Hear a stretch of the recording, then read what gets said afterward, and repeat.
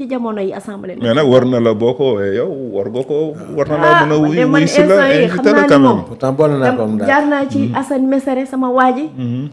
ku ma bunt yëpp xam naa damay dem ca soxna sa rek. ndax xam nga moom foofu mooy buntu baax. moom wax dëgg yàlla buntam kenn rek la muy soxna si. waaw buntu bi moom. waaw xam naa fa laay jaar bu ko defee mu ñëw ci banc bi ndax moomu ko dikk ba léegi nag xam nga gars yi moom ñenn ñi suñu la diggee njort amal njort ni dinañ ñëw. am na si ñaari ñoo xamante ni moo xam nga sekkuma ak ñoom sax nu ma leen di woowee dëgg nag neexul. waaye ñëpp nga ko war a sekkal na. déedéet am na ñoom sekkuma ak ñoom nu ma leen woowee waa raison de plus. wala am na ñoom sekkuma ak ñoom nu ma leen di woowee jëwriñ y a une chose boo xam dafa am. nekk journaliste bu mu tax tamit ngay yeblu sa bopp. am na yenn appel yi nit yi di leen di woo ñuy gis sa appel duñ ko jël wala ñuy lire sa message duñ la tontu pour lan la. fa ñu nekk pour askan wi la ay serviteurs la. du sax respect quoi. léegi nag des fois nag quand tu as besoin de. ci question yu cruciale yow déjà li may wax fii kenn wow fi kenn pour leur beaux-yeux kenn wow fi kenn pour la Miss Sonko nit ñi ñun amuñu tokk temps yow ñu bàyyi fi ñëpp 18 millions de sénégalais nit ki jël téléphone am di la woo doo jël mu message la doo tontu wala ngeen di jaay affaire àdduna du cere waaye des kay laalo foofu laa bokk waa honorable samedi foo nekkoon nuyoo ba pare nga xam samedi foo nekkoon. waaw maa ngi nuyoo am mbégte. parce que moom tey dama piège moom dag ma ne comme jëwriñ Ndiasse ngi fi. donc bëri fem de kii waaw daa bëri fem nag. vraiment di am parce que mbégte la pour man wax dëgg yàlla jëwriñ Ndiasse moom da ngay am mbégte toujours di bokk moom plateau. surtout nag fan sa club yi ñoom ñoo di gën a sonal sax fan sa club yi moom bëree ba nga xam ne ñoom li ñuy gis rek mooy tonga ak jëwriñ donc bu la yàlla mayee loolu sant suñu borom. non man kay ñooy sant nag honorable photo bi ñu def keroog waa ji yónnee ma ko. waaw. tu as vu. gars yi sonal ma ak photo bi jox ñu ko jox na mën na ko boo sant yàlla parce que nag boo tollee foofu. ngay gën a doon suñu borom rek. parce que tu as vu bi ñu la xamee ba léegi daal. rocci wuñ ko. donc di am mbégte toujours di soxna Ndak moom suñu man li ñu ci jafe-jafe rek mooy mbàkke moo ñu ci jaaxal. moo tax des fois duñ ci xaw a. léeg-léeg nag bul am kersa summi yëre mbàkke bi teg fee de. xam nga jaar fu moo tax ma koy bàyyeeg. mu nekku ci.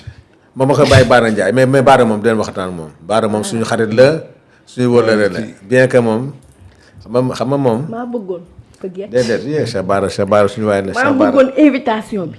bëgg Cheikh Baara suñu waay la den fexe mu léegi mu ñëw yow xaaral yow. waaw samedi foo nekkoon. samedi am na lu xewoon de xaw ma ni sénégalais yëpp toog di la xaar yow samedi du sama rendez-vous sa rendez-vous la. waaw mais samedi am na. chaque samedi 20h foofu nga toog ngay toog fii jëwriñ toog man. waaw samedi am na lu xewoon xaw ma la ma xewoon am na manifestation woon samedi. déedéet Mbacke Bari nga demoon. Mbacke Bari. dama lay fàttali rek nekku fi ñëwul tey dama lay fàttali rendez-vous bi du sama rendez-vous sa rendez-vous. mais doon ñu ko raté dañ koy changé. waaw ñàkk ñëw samedi bi la fi indi leen di bi. moo fi leen di baax na donc di gërëm say internautes. di fàtte toujours di nuyu PDG ak la diaspora di nuyu ñëpp. di ñaan yàlla rek nañ fiy def taataan muy njëriñu Sénégal.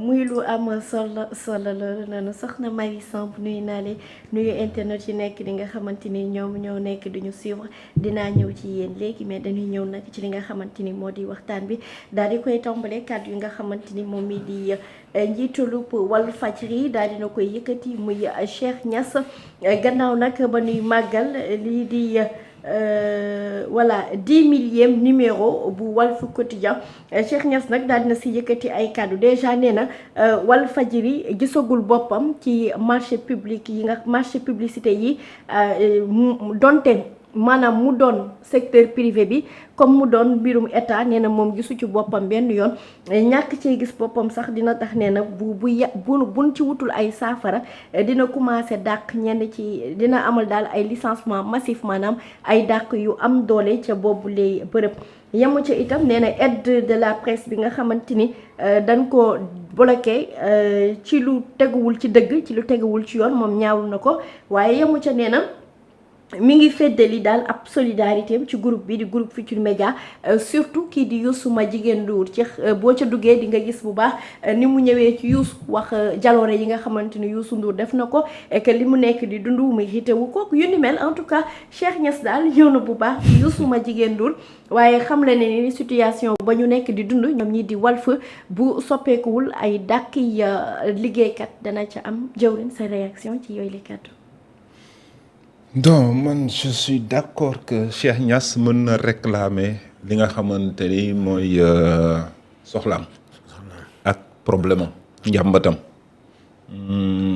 jàmbat wax li muy souffrir le fait que kii de aide de presse yi dañ ko bloqué léegi je suis parfaitement d'accord mais par contre nag di ci dugalaale Youssou Ndour ak TFM foofu dafay mel ni dafay def amalgame quoi mooy tu vois na wax li nga xamante ni moo ko metti na wax li nga xamante xam nga moom nag dafa mel ni mënta wax moom société yi rek la doon na ci papa ji mais li des yëpp doon na ci dara xam nga papa ji il a été révolutionnaire yow Sidy Lamine Niass li mu traversé yëpp moom ba Walfadjri dund moom da ko xam comprendre nga donc da wax li nga xamante ni moo ko metti rek mais par contre dem di solidarité ak Youssou Ndour dem di solidarité ak TFM dem di solidarité ak kii loolu moom mënoon na ciy naan parce que loolu lay solidarité ci Youssou Ndour bañ a fay taxe TFM bañ a fay taxe ah loolu c'est juste fii la fi waxoon ne xotti na carte d'identité am sénégalais ay jamono ba mu fi mere ñu fàtte nañu loolu mu ñëw fii di heure bu meree bu jénnee wax toj comprendre que foofu sama raf mooy booy France naabe yi nga xamante ni France la ñuy màggee duñ comprendre dara ci dëkk bi quoi. langage bi. tu vois et puis ce ministre de la communication bi mais moom it du jénn wax ak nit ñi. na sëcc rek moom ju jëlee la France xamoo ni dëkk bi di demee nga dem Alioune Sall mais honorable du ngeen wax moom. waaw leen de xam naa mu ñuy déglu. ah moom. Alioune jénnal nga wax ak nit ñi quoi. parce que ñoo nekk noonu vendredi. tu vois mais qu'est-ce qu'il y a. c'est vrai mais aide de presse bi moom et presse bee ko moom. mais na débloquer situation bi gars yi dañuy liggéey quand même tu vois. boobu ba léegi moom doo ko dégg mu wax doo ko dégg mu kii mu ne sëcc sa caaral rek kenn xamul fu muy est-ce que moom mës ngeen ko woo ba jot ko invité ko ba jot ko Alioune Sall man mosuma ko gis ci benn presse mu ne li muy gën a bëriwul la lan la ñuy jaay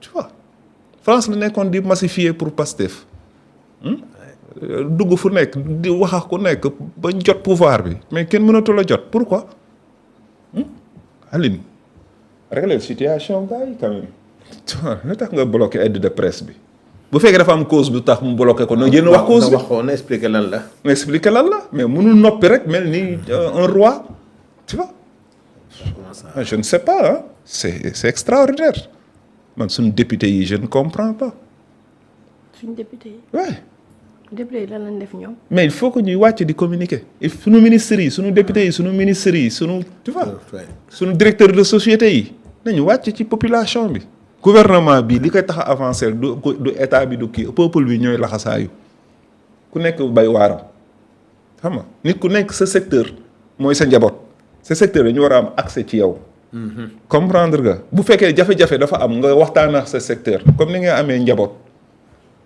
boo amee njaboot xëy amoo dépense mais da ngay waxtaan ak njaboot gi ne leen xaar leen ma dem lijjanti ji boo lijjanti jee ba affaire yi matul sax nga ñëw nax leen mais dara doo wax doo def dara mel ni benn buur boo xamante ni doo comprendre. ça suffit waay. honorable Sanou say jàngat ci kàddu yi nga xamante ni Cheikh Niass daal dina koy fësal tey.